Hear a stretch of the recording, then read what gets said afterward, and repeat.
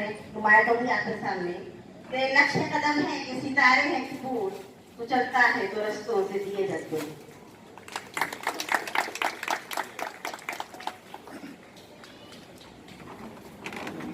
अब मैं अली साहब से गुजारिश करती हूँ कि वो गौतम प्रसाद का इस्तेमाल करें।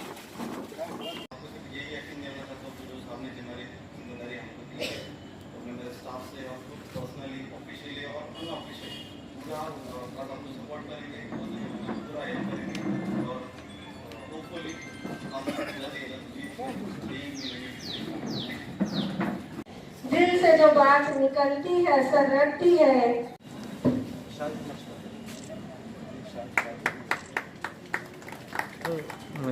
थोड़ा मोबाइल सरों की तादाद गिनी जाती है। आपकी राय की अहमियत नहीं होती है, बल्कि जमहूरियत में आपके सरों की, आपके वोटों की तादाद गिनी जाती है।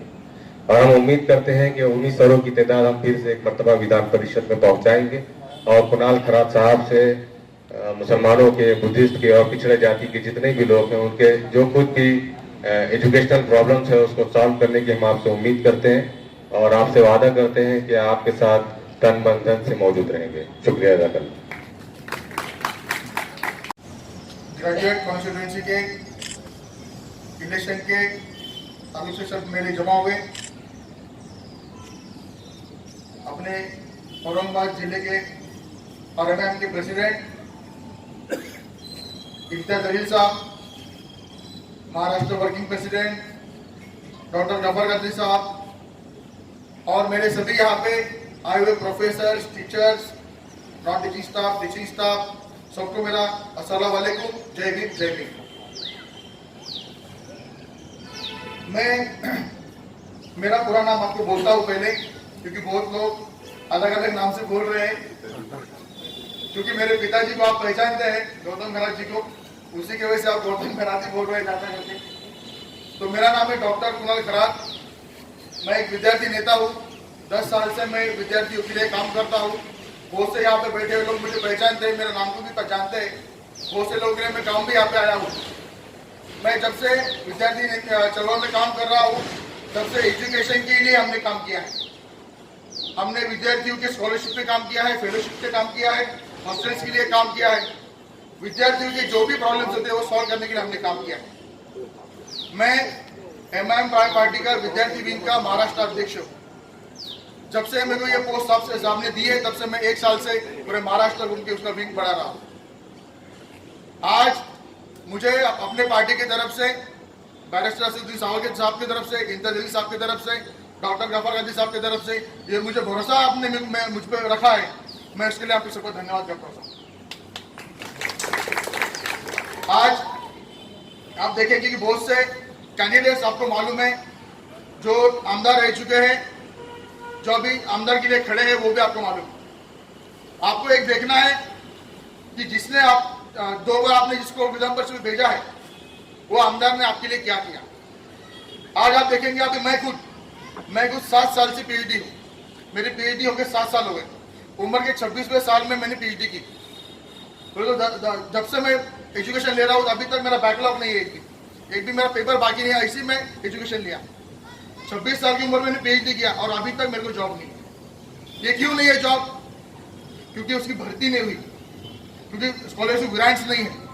ग्रांट्स नहीं होने की वजह से वो भर्ती नहीं करते। प्राध्यापक भर्ती बंद है। लोग CET दे रहे हैं, TET दे रहे हैं, D.Ed कर रहे हैं, B.Ed कर रहे हैं, PhD कर रहे हैं, सेट नेट कर रहे हैं, पर अभी तक उनके लिए जॉब नहीं। तो आप देखिए जाएंगे कितने हालात आज PhD होल्डर्स के हो, नेट सेट होल्डर्स के हो, या सेट वाले हो, या TET वाले हो, TET वाले, उनके हालात को सबको मालूम है। तो ये सब बदलने के लिए आपको एक नया परिवर्तन लाना पड़ेगा। ये सब बदलने के लिए आपको नया चांस लेना पड़ेगा, नहीं तो ये ऐसे ही चलता रहेगा। क्योंकि ये जो लोग आज चुन के आते हैं ना, ये लोग सिर्फ बिजनेसमैन है, ये कारखाने, ये टेंडर्स लेते हैं या कॉन्ट्रैक्ट लेते हैं, ऐसे ये लोग हैं। इनको ये कॉन्स्टिट्यूशन से कुछ भी लेना देना नहीं। ये संविधान में ये कॉन्स्टिट्यूशन जब बनाई गई, जब बाबा साहब ने ये संविधान लिखा, तब ये इसके लिए कारण ये था कि ये जब अपने हल्के ग्रेजुएट के हल्के में से जो लोग चुन के आएंगे, जो लोग उसका कंटेस्ट करेंगे, जो लोग आगे बढ़ेंगे, जो लोग MLC होंगे, वो लोगों ने ग्रेजुएट्स के लोगों के ताल्लुक से आगे उनके क्वेश्चन रखना, गवर्नमेंट के सामने इसके मसले मसाइल रखना, ये सब काम के लिए ये आमदार काम करता है। और मुझे आप एक बात सोचिए, खुद देखिए आप भी, मैं बोल रहा हूँ इसलिए नहीं, आप देखिए कि जो भी आमदार थे पहले के, उन्होंने ये 12 साल में, ये कॉन्स्टिट्यूशन 6 साल की होती है, ये 12 साल में उन्होंने एक क्वेश्चन तभी अपने ग्रेजुएट्स के हल्के के बारे में किया है। आप खुद सोचिए, अपने को अब इसके बदलाव की जरूरत है। दूसरे भी कोई उम्मीदवार है, वो भी वही है बिजनेसमैन। मुझे लगता है ये सिर्फ ये चुनाव एक लड़ने के लड़ रहे हो, उनको कुछ लेना देना नहीं है, सिर्फ आमदार बन के खुद के प्राइवेट जो काम है वो उनको करना है, इसलिए वो लोग खड़े हैं। और मैं जो हूँ, मैं आपका साथी हूँ, मैं खुद पीएचडी हूँ। मैंने जब से पहले पेड एग्जाम में पीएचडी इंट्रेंस टेस्ट जब फर्स्ट टाइम आई थी, सबसे पहले मैंने क्या किए थे, मैं उसमें मैं मेरिट में जाऊँ। ऐसा स्टूडेंट हूँ मैं, आपका आदमी हूँ, मैं आपके लिए काम करने वाला हूँ। 10 साल के आपके 14 में आपके साथ में हूँ, इसलिए मैं वो सोचता हूँ कि आप मुझे वोट दीजिए। आने वाले 1 तारीख को आपको पता होगा कि एमएम की तरफ से मैं और पूरी एमएम पार्टी मेरे पीछे खड़ी है, और मैं बुद्धिस्ट समाज से ताल्लुक करता हूँ, मागासवर्गीय समाज का हूँ। मैं ये सोचता हूँ कि मेरा पूरा समाज भी मेरे साथ में आज खड़ा है, क्योंकि बहुत से आप भी देख रहे जाएंगे कि जब से जय भीम और जय भीम का एक साथ होता है, तो आपने देखे कि औरंगाबाद में क्या चमत्कार हुआ, और वो चमत्कार का अपना उदाहरण अपने एमपी साहब थे। तो वही चमत्कार अपने को अभी ये टाइम करना है। आप लोग जो कुछ नामुमकिन चीज होती है, आपके जहन में पहले ही डाल दिया जाता है कि हम लोग कुछ नहीं कर सकते। हम लोग इलेक्शन लड़ते हैं तो इसके लिए वोट काटेंगे, इसके लिए करेंगे, उसका वो करेंगे, इसके लिए अपन वोट करते हैं, सब लोग बोलते हैं। पर आप देखिए, जब अपन कंटेस्ट अच्छे से करते हैं, जब अपन एक साथ आते हैं, एक साथ मुत्तैद होते हैं, तभी अपन रिजल्ट जो होता है वो अपना पॉजिटिव होता है। तो इसीलिए आने वाले 1 तारीख को आपको, मेरा नाम है डॉक्टर कुणाल खरात। मैं एजुकेशन में आपको बता देता हूँ कि मैंने सबसे पहले बीकॉम किया, उसके बाद मैंने एमबीए किया, एमबीए के बाद मैंने एलएलबी किया। फिर जब पेट एग्जाम आई तो मैंने पेट एग्जाम ये करके पास करके मैंने पीएचडी किया। पीएचडी के बाद मैंने वापस एमकॉम किया, और मैं सेकंड पीएचडी अभी कॉमर्स में कर रहा हूँ। तो अभी से मैं अभी तक मैं एजुकेशन भी ले रहा हूँ, मैं लेक्चरर्स भी था, एमबीए डिपार्टमेंट पढ़ाता था विद्यापीठ में। कुछ साल मैंने एमसीडी में काम किया, जिला तो केंद्र होता है, वहाँ पे ट्रेनिंग कोचेस होते, उसमें मैंने काम किया। ऐसा मैंने आपका साथी हूँ, मैं आपका एक उम्मीदवार, आपका साथ मैं आपका साथी हूँ, इसलिए आपको मेरे साथ में खड़ा होना है। और मैं सोचता हूँ कि आने वाले 1 तारीख को आप मुझे पहला पसंदीदा वोट कुणाल गौतम खरात ये नाम के आगे आप लोग 1 नंबर डाल के मुझे जिताएंगे और मुझे साथ देंगे। धन्यवाद, थैंक यू।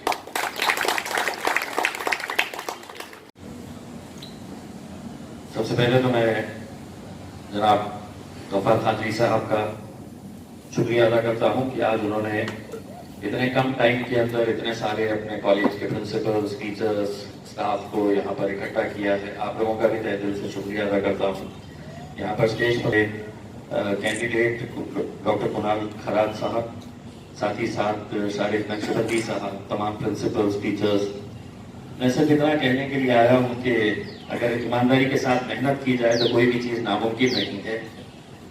और उसकी जिंदा मिसाल अभी कुछ दिन पहले हमने बिहार में दिखा के आए थे कि अगर ईमानदारी के साथ मेहनत की जाए, शिद्दत के साथ, लगन के साथ अगर कोशिशें की जाए, तो वो कहते हैं कि कोशिशें कामयाब होती है, और वो कोशिशें अल्हम्दुलिल्लाह कामयाब हुई है।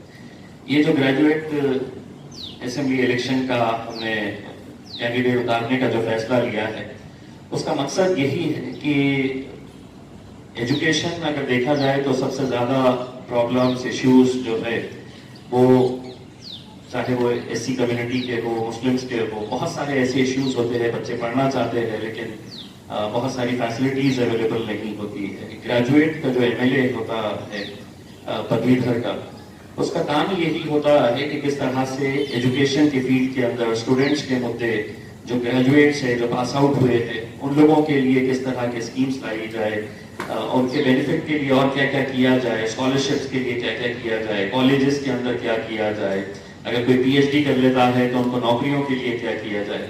तो ये सब मुद्दे, ये ग्रेजुएट, जिस तरह से एमएलए का इलेक्शन होता है कि वैसा ही इलेक्शन है, सिर्फ इसके अंदर फर्क ये है कि इसके अंदर एमएलए में सारी पब्लिक वोट करती है और ग्रेजुएट कॉन्स्टिट्यूएंसी के अंदर जो ग्रेजुएट्स है वही वोट करते हैं, लेकिन वो ग्रेजुएट्स वोट करते हैं जिनका रजिस्ट्रेशन हुआ है।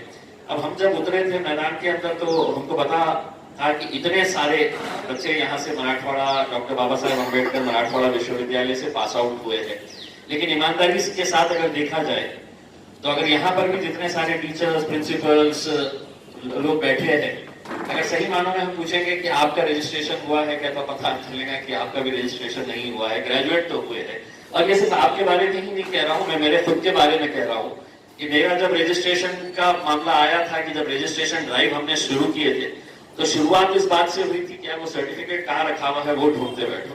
अब हमने हमारा ढूंढ के निकाले, हमारी बेगम को बोले कि आप निकालो, तो उन्होंने 3 दिन लगा दिए ढूंढने में कि कहाँ है सर्टिफिकेट करके। तो ये हर घर की कहानी है, हर घर की कहानी है। लेकिन ये है कि अगर हम आज एक शुरुआत कर रहे हैं कुणाल खरात को हमारा कैंडिडेट बनाकर, इसकी वजह से वो ये रहा है कि बहुत सारे नौजवानों को एक अवेयरनेस क्रिएट हो रही है कि अच्छा ऐसा भी एक इलेक्शन होता है जिसके अंदर ग्रेजुएट्स को वोट देना पड़ता है। कई लोग कहते हैं कि हाँ मैं भी आ दूंगा, दे दूंगा, वोट दे दूंगा करके। उसमें आपका रजिस्ट्रेशन हुआ है तो नहीं, अपने पास ये है इलेक्शन कार्ड है करके, इलेक्शन कार्ड के ऊपर से तो वोटिंग होगी नहीं, आपका रजिस्ट्रेशन सेपरेट करवाना पड़ता है। तो ऐसे मुद्दे हैं। अब अगर देखा जाए तो ईमानदारी के साथ अगर हम लोग इसके ऊपर अगर मेहनत करें, पता नहीं है कि जीत और हार क्या होगी, लेकिन मैं आपको इतना यकीन दिला सकता हूं कि अगर हम लोग इस सीट के ऊपर अगर मेहनत करते हैं तो एक बहुत स्ट्रॉन्ग सीट है कि जहां पर हम अपना नुमाइंदा महाराष्ट्र की असेंबली के अंदर ग्रेजुएट कॉन्स्टिट्यूएंसी के जरिए भेज सकते हैं, बशर्ते कि हम लोगों को थोड़ी मेहनत करना पड़ेगा। और एक आमदार जो होता है, एक एमएलए जो होता है, वो अपने एक चुनावी क्षेत्र के अंदर होता है, बहुत छोटी सी कॉन्स्टिट्यूएंसी होती है। जैसा औरंगाबाद शहर के अंदर ही अगर ले ले तो 3 आमदार है, लेकिन ग्रेजुएट का जो कॉन्स्टिट्यूएंसी का जो इलेक्शन होता है उसमें 8 एमपी की जो कॉन्स्टिट्यूएंसी होती है, 48 एमएलए उसके अंदर आते हैं, तो इतना बड़ा क्षेत्र होता है। लेकिन सबसे बड़ा एडवांटेज ये है कि देखिए, मुझे 2 दिन पहले किसी ने फोन किया था और ये बताया कि डॉक्टर बाबा साहब अम्बेडकर यूनिवर्सिटी में उर्दू डिपार्टमेंट है, लेकिन वहां पर उस बिल्डिंग के ऊपर उर्दू डिपार्टमेंट है करके बोर्ड तक नहीं लगा हुआ है। ये कितने अफसोस की बात है कि जिस उर्दू डिपार्टमेंट को शुरू करने के लिए इतनी मेहनतें की गई थी, इतने सालों की मशक्कत की गई थी और उर्दू डिपार्टमेंट, और अभी यूनिवर्सिटी वहां पर अगर एक बोर्ड भी नहीं लगाई है। हमारे को आपको मालूम होगा कि पिछले कई सालों से कोशिशें चल रही थी कि अलीगढ़ मुस्लिम यूनिवर्सिटी की एक ब्रांच यहाँ पर खोली जाए। उस वक्त अगर नुमाइंदगी हम लोगों की होती, अगर हम वहां पर होते तो यकीनन हम एड़ी चोटी का जोर लगाकर यहाँ पर लेके आते। लेकिन जैसा कुणाल खरात ने बताया है कि चुन के आ जाओ और अपने जाती कामों के लिए है तो अपने पद का इस्तेमाल कर लो, यही कुछ होता आ रहा है।